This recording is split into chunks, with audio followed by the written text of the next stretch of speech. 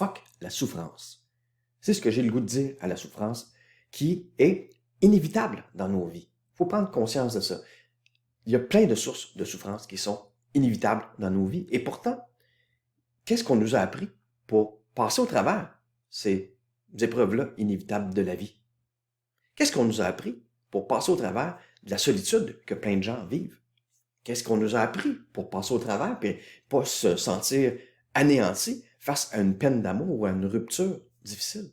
Qu'est-ce qu'on nous a appris pour surmonter les obstacles? Qu'est-ce qu'on nous a appris même juste pour gérer notre stress au quotidien?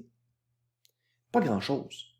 Et c'est pour ça que j'ai le goût de dire « fuck la souffrance ». Je veux être heureux. Je revendique mon droit d'être heureux.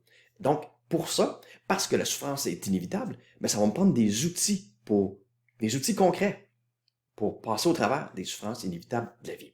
Les souffrances inévitables, c'est quoi? Tu veux des exemples? Il y en a plein. Ça peut être des obstacles que tu vas rencontrer. Tôt ou tard, tu vas rencontrer des obstacles dans la vie, c'est sûr. Tu m'écoutes, tu as déjà rencontré des obstacles dans ta vie, c'est évident. Tu vas peut-être perdre un être cher, mais tu vas pas peut-être perdre un être cher. Tu vas perdre un être cher tôt ou tard dans ta vie, c'est peut-être déjà fait. Tu vas vivre une peine d'amour, tu vas vivre du stress au travail ou dans ta vie personnelle. C'est sûr, c'est inévitable. Tu vas faire face tôt ou tard à la maladie, par exemple, d'un être cher ou à ta propre maladie. Est-ce que tu as les outils pour sortir gagnant de ces différentes épreuves-là? On n'apprend pas ça. Personne ne nous apprend ça. Alors moi, l'été 2021, j'ai eu un gros choc. J'ai vécu quelque chose qui m'a tellement fait souffrir que j'ai même pensé à m'enlever la vie. Dieu merci, j'avais des outils pour m'en sortir. Pourquoi j'avais des outils? Parce que j'ai étudié là-dedans. J'ai plus de 20 ans d'expérience comme psychologue. Mon métier, c'est d'aider les gens à aller mieux. Alors, grâce à ces outils-là, je peux être devant toi aujourd'hui et te parler. Sans ces outils-là, je ne serais probablement plus de ce monde. Cette expérience-là traumatisante m'a fait réaliser 3 choses. La souffrance est inévitable. Personne ne nous a vraiment appris comment faire face à ces épreuves-là inévitables de la vie. Et c'est mon devoir, parce que j'ai ces outils-là, de le partager avec le plus grand nombre de personnes possible.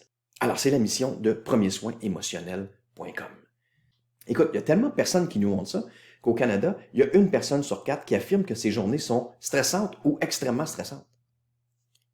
Qu'est-ce que c'est ça, ces statistiques-là? 1 personne sur 4? C'est du monde, ça. Mes journées sont stressantes ou extrêmement stressantes. Qu'est-ce que tu as comme outil pour sortir gagnant de ces journées-là et ne pas t'épuiser?